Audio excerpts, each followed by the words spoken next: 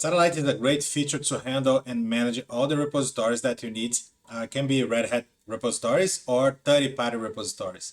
In this video, I'm going to show you one amazing feature, straight to the point, in a way that Satellite can scan the structure, the remote structure, and show you, hey, I was able to find this list of repositories, which one would you like to enable, which one would you like to sync in a single shot. So let's assume that you have 3 repositories. You don't need to create one specific repository, each of them manually under one specific product. You can do everything in a single shot. Clean, simple, fast. Yeah, Satellite can do that for you. So let me show you how to do that. Let's cut to the video. We are here in Satellite, and let's say that I would like to sync the Zabbix repository. So I can access Google and then search by Zabbix repo. This is the official repository. Let's pick Zabbix. And then I can see different versions.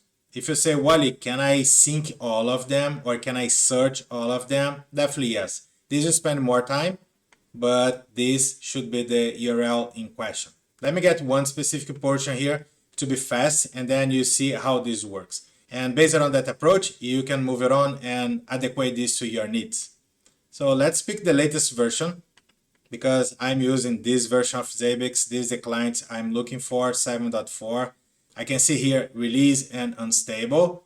I would like to use the release, and I can see different flavors: Alma Linux, Amazon Linux, CentOS, Debian, Oracle, Raspberry, RHEL, Rocky Linux, SUSE Linux, and Ubuntu.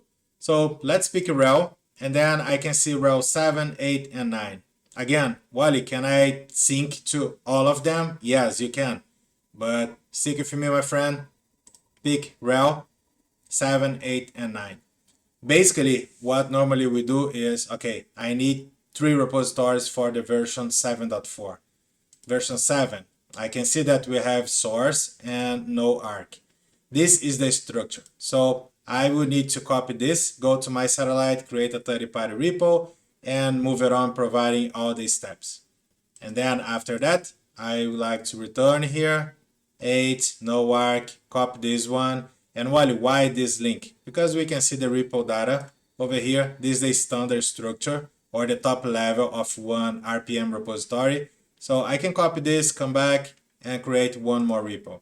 And once again, I can pick the version 9, go over here, copy this one. See, 3 steps. We came, copy, come back, and multiple clicks because I need to navigate in this structure. But now let me show you this. We have the rel. I copied this URL, this link. Let's go to Satellite Web UI. Let's go to Content, Products. And here you can see that I don't have any Zabbix. So instead of creating product, what I can do is repo discovery. You can see that we can do this for repositories, EM repositories or containers. At this moment, let's pick EM repositories. Which URL I would like to discover? This one. Okay, can I put the top level? Yes, you can, but stick with me. Let's do this slowly, baby steps to understand the process. We have the version 7.4, release, and RHEL. Eventually, you can face some websites that will be necessary to authenticate in order to get access. This is not the case here. This is public. And then I can click on discover. That's it. Simple, straight to the point, easy. We have the 7 source and no arc, 8 source and no arc, and 9 source and no arc. If I would like to sync all of them, I can. I can pick all of them. The same approach I'm going to do here for 3 repositories. You can do for 30, 300, 3000. The effort will be the same. But let's keep this. I don't need the sources. I just need the packages for version 7, version 8, and version 9. Whenever I select the repositories that I would like to sync, I can click on this Create Selected. In this page, we can see product. Let me use one existing product, or let me create a new product. This is Zabbix. I don't have any product related to Zabbix. I have one custom. If we take a look here, there is this custom. But I would like to create a product called Zabbix. So I can do this. Zabbix. I no need username and password, so that's okay. And here This is the name of the repositories. So I know this is a 7.4 for row 7, 7.4 for row 8, and 7.4 for row 9. Okay, can I put this one simple in a way that will help me to understand?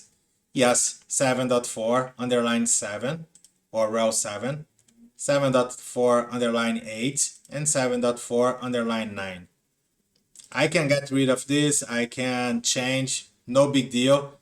But see, this is simple because now this will be the name of this repository. Underneath the product Zabbix, I'll be able to see 7.47, so I know this is for row 7, 7.4 for row 8, 7.4 for row 9. Those are the repository labels. You don't need to change, that's okay. You can see that whenever you use spaces or dots, you can see the repository label will be changed by underscore. This is the standard, and that's okay. And after that, you can just click on the button, Run Repository Creation. If I move this a little bit, you can see Run Repository Creation. Let's click on the button, and that's it. At this moment, what Satellite is going to do is going to create a product called Zabbix.